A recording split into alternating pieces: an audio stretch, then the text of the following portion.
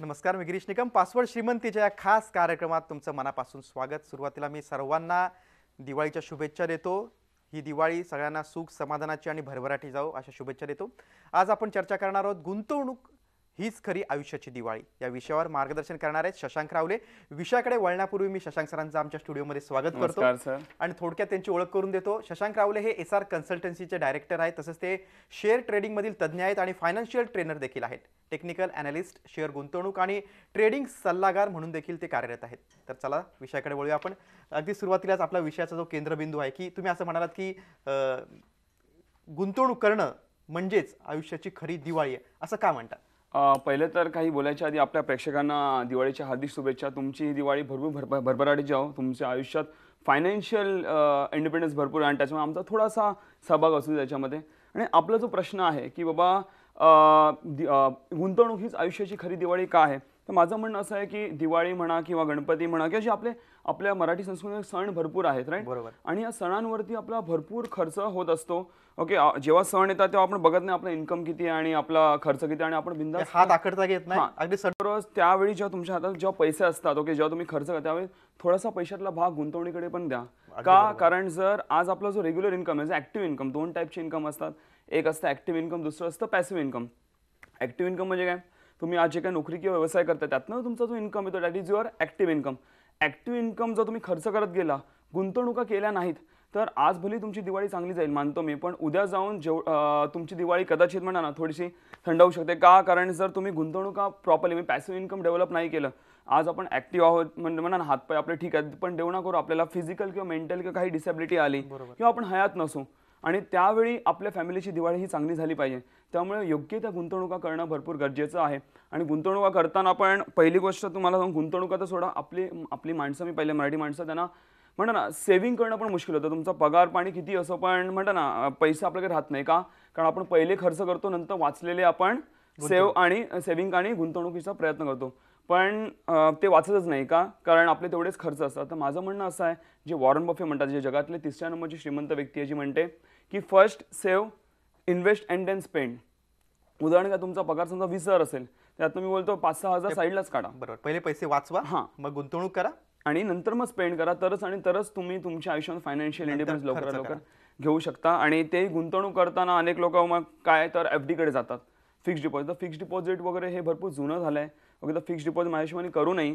आणि कारण fixed deposit तुम्हाला जे रिटर्न्स येतात ते महागाईच्या फार कमी रिटर्न्स देतात. तर अनेक अशा इतर गुंतवणुका आहेत ज्याच्यात तुम्ही चांगल्या रीतीने पैसे कमवू शकता. रिअल इस्टेट आहे. येस, अनेक गुंतवणूक आहे. जसं की लेट मी टेल यू, मार्केटचा जेवढा पण पैसा आहे, okay, mutual fund, banking, insurance, यांचा जेवढा पण पैसा आहे तो घुमून फिरून फक्त 2च गोष्टी मिळतात, ते आहे इक्विटी अँड प्रॉपर्टी. तर त्याच्या आयुष्यामध्ये तुम्ही केलं पाहिजे. अगदी बरोबर आहे. उद्या लक्ष्मीपूजन आहे, तर लक्ष्मीपूजनच्या मुहूर्तावर प्रत्येकाचा इन्व्हेस्टमेंट प्लॅन कसा असला पाहिजे? लक्ष्मीपूजन, आपल्याला एक गोष्ट लक्षात ठेवा की आपल्या लक्ष्मीपूजनाच्या दिवशी आपण लक्ष्मीची पूजा करतो, त्याच हिशोबाने इव्हन आपल्याकडे लक्ष्मी अट्रॅक्ट झाली पाहिजे, लक्ष्मी आपल्याकडे आली पाहिजे, त्या देखील तुम्हाला काही प्रयत्न केले पाहिजे. त्याचा अर्थ आपण तुम्हाला जसं मी म्हटलं की आपण दिवाळी आणि सणांच्या वेळी आपण म्हणा ना खर्चाची प्लॅनिंग करत असतो, पण कोणीच म्हणतं ना सेव्हिंग आणि इन्व्हेस्टमेंटची प्लॅनिंग करत नाही. तर तुमच्या खर्चाचा प्लॅन थोडंसं कमी करा, ओके, कमी करा आणि तुमचं सेव्हिंग आणि इन्व्हेस्टमेंटचा प्लॅन थोडा वाढवा, ज्याने का म्हणा तुमचं आयुष्य, दीर्घकालीन आयुष्य तुमचं भरपूर चांगलं जाईल आणि त्यातून आर्थिक स्थैर्य सुद्धा येईल. येस, नक्कीच आर्थिक स्थैर्य तुम्हाला येईल. आणि हे करत असताना तुम्हाला एक गोष्ट लक्षात घ्या की जर तुम्ही ना लक्ष्मीला जर तुम्हाला अट्रॅक्ट करता, तुम्ही जर नको तिकडे खर्च करत राहिला, तुमच्या हातात एक दिवस लक्ष्मी निघून जाईल.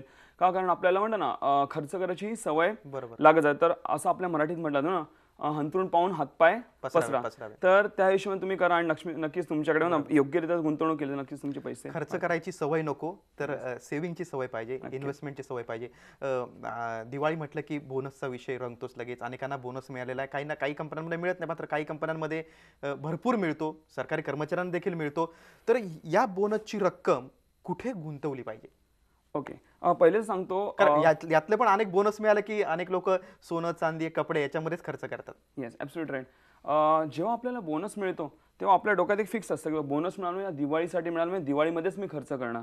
ओके. पण एक गोष्ट लक्षात घ्या की सरांनी म्हटलं की अनेक लोकांना बोनस मिळत देखील नाही आणि तुम्ही जर म्हणा तुम्हाला जो बोनस मिळाला असेल, you are the happiest person की तुम्हाला बोनस मिळालाय, तर त्याचा योग्यरित्या वापर करा. असं समजा की मला बोनस मिळालाच नाहीये, बरोबर. आणि जो तुमचा जो इन्कम आहे, जो ऑलरेडी तुमचा जो सॅलरी आहे, त्याच्यावरतीच तुमची दिवाळी साजरी करायचा प्रयत्न, तो योग्यरित्या गुंतवणूक करा.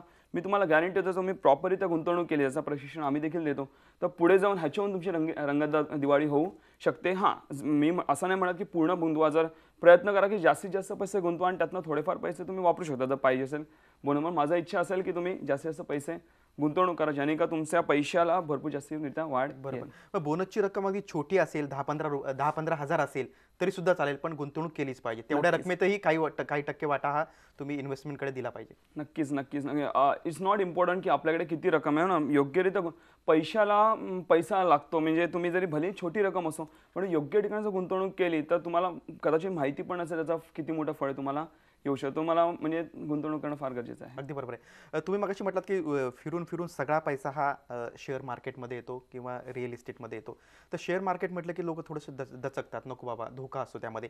तरी सुद्धा काही लोकांना एक प्रसिद्ध कंपन्यांचे शेअर्स, बाबा हे चांगले आहेत, त्याला भविष्यात वाढ होऊ शकते म्हणून काही कंपन्यांचे शेअर्स ते घेतात आणि काही दिवस ठेवतात. मग त्या संदर्भात थोडंसं मार्गदर्शन करा. आणि दुसरं म्हणजे आणखी काही इन्व्हेस्टमेंटचे काय प्लॅन्स असू शकतात, काही सोर्स असू शकतात का? तुम्ही मगाशी म्हटलात की एफडी नको, मग म्युच्युअल फंड आहे, सोनं आहे. आता दिवाळी म्हटले तर अनेक जण सोनं घेऊन ठेवतात की बाबा पुढे मुलीच्या लग्नाला, मुलाच्या लग्नाला ते सोनं उपयोगी पडू शकतं. तर हे कितपत योग्य आहे?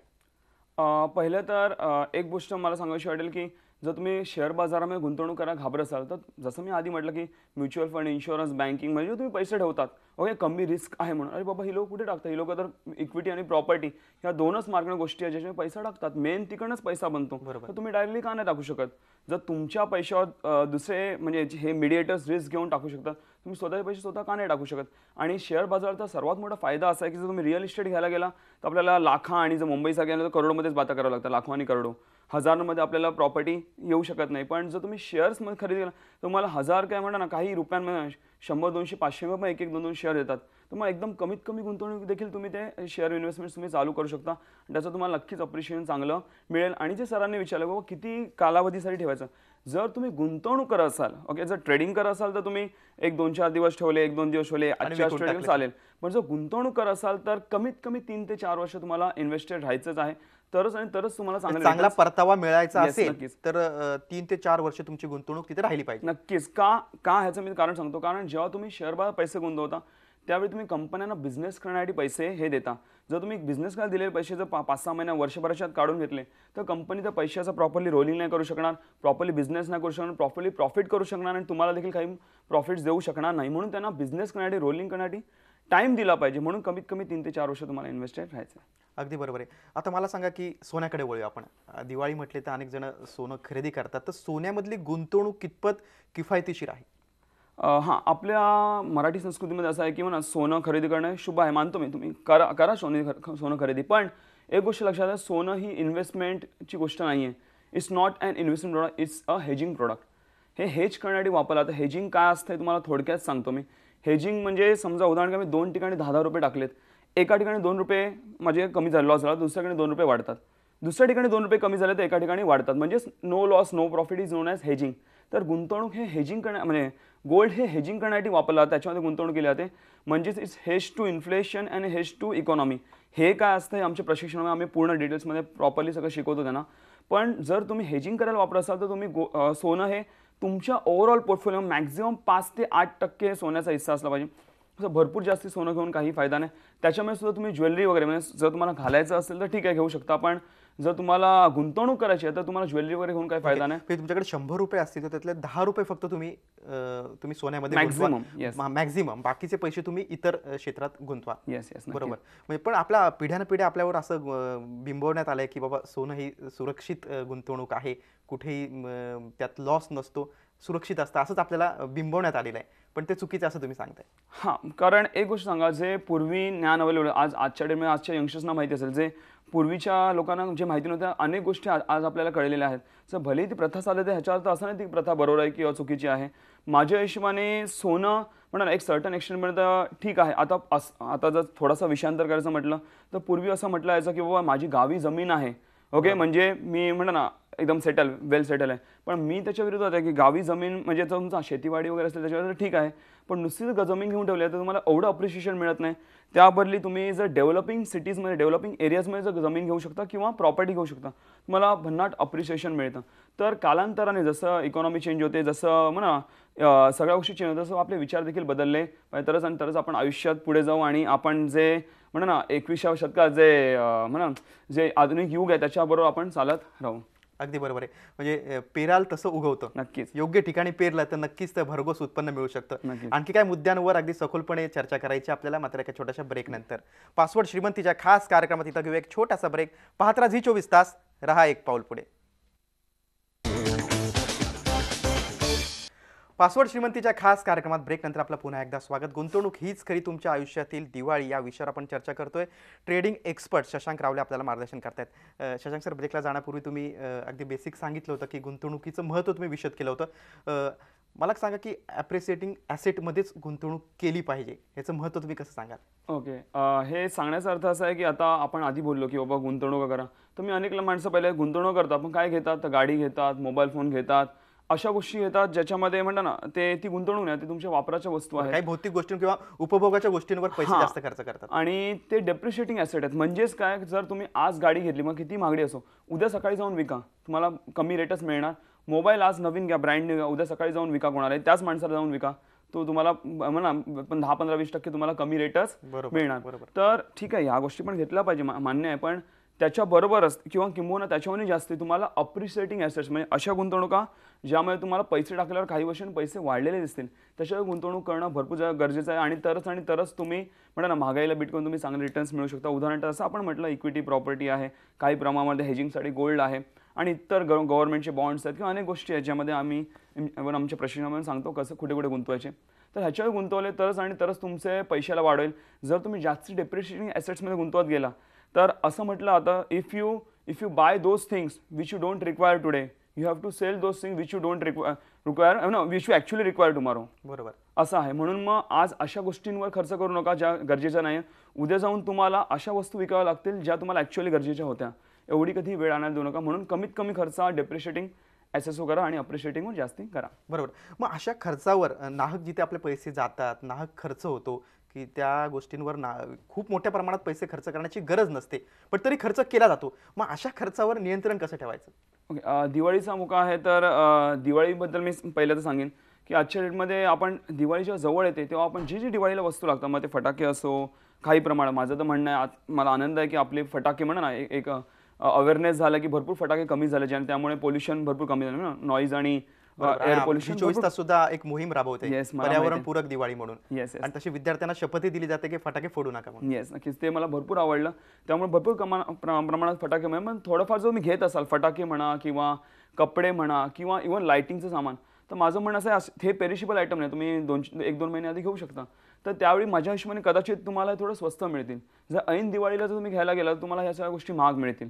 तर हां, जिकडे डिस्काउंट्स लागले तिकडे ठीक आहे, पण नाहीतर बघायला गेलं तर ह्या गोष्टी महाग मिळतात. तर माझं म्हणणं असं आहे की थोडं लवकर घेऊन ठेवा. आम्ही देखील तेच करतो. दिवाळीच्या ऐनवेळी मग आम्ही ह्या गोष्टी घेत नाही. इव्हन मार्केटमध्ये गर्दी पण असते, सगळं असतं आणि आपल्याला रेट देखील महाग मिळतो. तर अशा एक आहे. आणि सेकंडली जर तुमच्या खर्चावर जर तुम्हाला नियंत्रण ठेवायचं असेल तर एक छोटीशी गोष्ट मी तुम्हाला सांगतो काय करू शकता.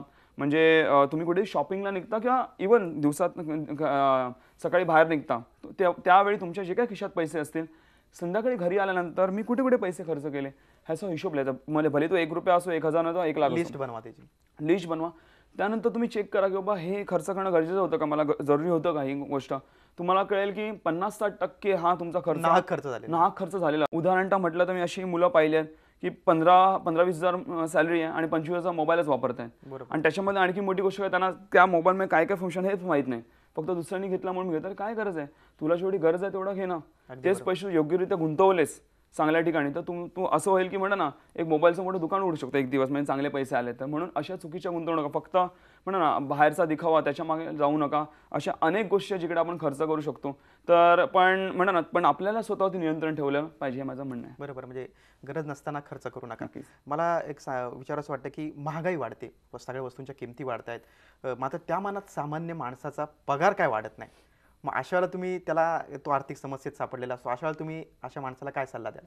आपला जो पगार आहे तो ॲक्टिव्ह इन्कम आहे. जसं मी आधी म्हटलं की ॲक्टिव्ह इन्कम हा महागाईला कधीच तोड देत नाही. जर महागाई 12, 13, 14% वाढते. जर फूड इन्फ्लेशन म्हटलं तर कमीत कमी म्हणजे खाण्यापिण्याच्या वस्तूंचे भाव कमीत कमी दर वर्षाला 15% हे वाढत आहे. गव्हर्नमेंट जो आपल्याला आकडा देते त्याच्यामध्ये तुम्हाला मसाल्याचे भाव हे ते आता मसाले 2-3% वाढतात दर वर्षाला भाव. हे सगळ्याचं इन्क्लूड करून तुम्हाला तो ॲव्हरेज दिला जातो. मला सांगा तुम्ही 1 किलो भाजीमध्ये 1 किलो मसाला टाकणार का? नाही ना. पण मसाल्याचा ॲव्हरेज घेतला जातो ज्याने का तो ओव्हरऑल ॲव्हरेज कमी आहे. पण खरोखर बघायला गेलं तर फूड इन्फ्लेशन हा जवळपास 14-15% कमीत कमी वाढत आहे आणि एका सामान्य माणसाचा पगार 6-7 मॅक्झिमम 8% वाढतो. बरोबर. जवळपास तुमचा गॅप 3-4-5% गॅप हा राहतो. दर वर्षाला भले तुमचं इन्कम वाढतं दर वर्षाला तुमची जी पर्चेसिंग पॉवर आहे ओके ती कमी होत जाते. तर हे न होण्यासाठी तुम्ही काय करा, जेवढा जास्तीत जास्त लवकर पॅसिव्ह इन्कमने तुमचं घर चालवायला सुरुवात कराल तेवढं जास्ती बरोबर होईल. का? कारण पॅसिव्ह इन्कम म्हणजे आम्ही जिकडे गुंतवले पाहिजे मे बी ते शेअर बाजार असो, प्रॉपर्टी असो किंवा इतर ठिकाणी असो, जसं महागाई वाढते तसं त्यांचं रिटर्न्स पण वाढत जातात. म्हणून ते महागाईला बीट करू शकता आणि जशी यावर्षी तुम्ही दिवाळी सेलिब्रेट केली तशीच तुम्ही आयुष्यभर चांगली दिवाळी सेलिब्रेट करू शकता असं मला म्हणणं आहे. क्या बात आहे. तुम्ही मागाशी म्हटलात की पैशाकडे अट्रॅक्ट होतो. तर आता आपण शेअर मार्केटमध्ये जाऊया कारण शेअर मार्केटमध्ये सगळा पैसा येऊन तिथं थांबतो. मग शेअर मार्केटमध्ये गुंतवणूक करत असताना किंवा ट्रेडिंग करत असताना किंवा मग करन्सी मार्केट आहे ह्याच्यामधला कुठला पर्याय हा सामान्य गुंतवणूकदारासाठी जास्त फायदेशीर ठरू शकतो की कमी काळात त्याला जास्त फायदा होऊ शकतो? पहिले जसं सरांनी म्हटलं पैशाला वाढवतो. तर लेट मी टेल यू, तुम्ही पैशाच्या मागे वळू नका. पैशाला काम करायला लावा. You don't work for money, late money works for you. ज्यावेळी तुमचा पैसा तुमच्यासाठी काम करायला लागेल त्यावेळी तुम्हाला काम करायची गरज नाही. तुम्ही तुमच्या पैशाला फक्त चालायला शिकवा, तो स्वतःच पळायला लागेल. आणि जर तुम्हाला ट्रेडिंग किंवा इन्व्हेस्टमेंट चालू करायचं आहे, पहिलं आपण थोडक्यात ट्रेडिंगबद्दल बोलू. तर आपल्याकडे अनेक ॲसेट्स आहेत ज्यावेळी आपण ट्रेडिंग करू शकतो आणि आपला फावला वेळ भरपूर चांगल्या रीतीने पैसे कमवून घालू शकतो. तर एक सामान्य व्यक्ती असं आपण गेल्या वेळी करन्सी ट्रेडिंगबद्दल घेतलेलं, तर करन्सी मार्केट पण एक म्हणा ना त्याच्यात व्हॉलेटिलिटी म्हणजे मुवमेंट कमी आहे आणि साधारणतः एक भरपूर चांगला फायदा त्याच्यामुळे होतो. करन्सी आणि इक्विटी म्हणजे शेअर्स ट्रेडिंग यामध्ये म्हणजे कॅश मार्केट ज्याला बोलतो म्हणजे ॲक्च्युअल शेअर्सची खरेदी आणि विक्री, त्यामध्ये देखील तुम्ही ट्रेडिंग करून भरपूर चांगल्या रीतीने पैसे कमवू शकता. आणि एक म्हणा ना एक भले गृहिणी असो किंवा एक बिझनेसमॅन असो किंवा एक कोणी नोकरी करणारा व्यक्ती असो, ते कधी बसून ट्रेडिंग करू शकता आणि त्याचा चांगला फायदा होतो. इव्हन कमॉडिटी मार्केट संध्याकाळी 9-11 वाजेपर्यंत कमॉडिटी मार्केट चालू असतं. संध्याकाळी 5-6च्या नंतर ते रात्री 9:30-10 पर्यंत भरपूर छान मुवमेंट असते. तुम्ही ऑफिसमधून घरी आला त्याच्यामुळे पण चांगल्या रीतीने पैसे अगदी बरोबर आहे. तुम्ही आता जे मुद्दे सांगितलेच तेच तुम्ही सखोलपणे विस्तृतपणे तुमच्या वर्कशॉपमध्ये पण सांगता. बरोबर. त्या वर्कशॉप विषयी सुद्धा मी तुमच्याकडनं माहिती घेणार आहे मात्र एका छोट्याशा ब्रेक नंतर. पासवर्ड श्रीमंतीच्या खास कार्यक्रमात इथं घेऊया एक छोटासा ब्रेक. पाहत राहा झी24 तास, रहा एक पाऊल पुढे.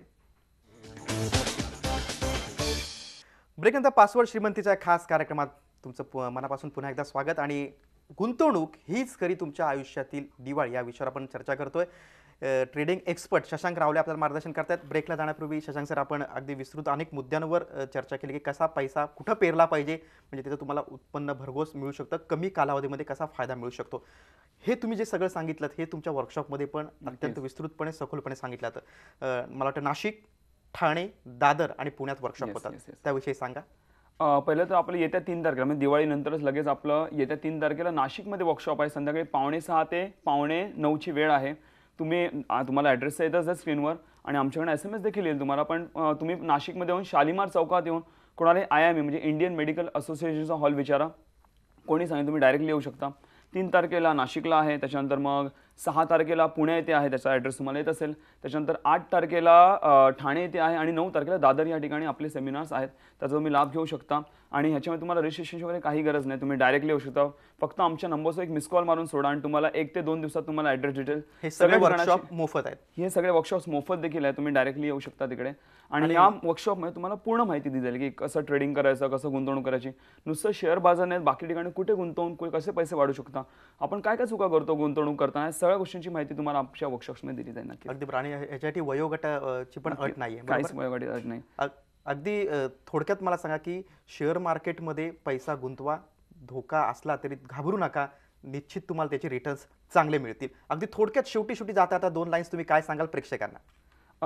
एक गोष्ट सांगतो, आपला मराठी माणूस दरवेळी म्हणा ना रिस्क घ्यायला घाबरतो. लेट मी प्रत्येक ठिकाणी रिस्क आहे.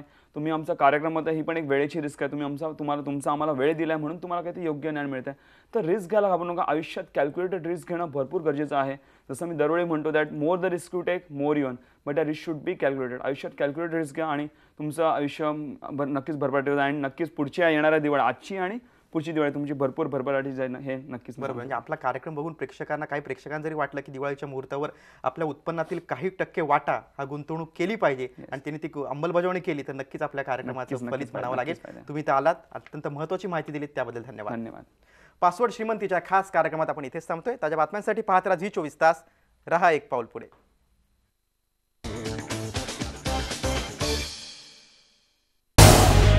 झी 24 तास रहा एक पाऊल पुढे.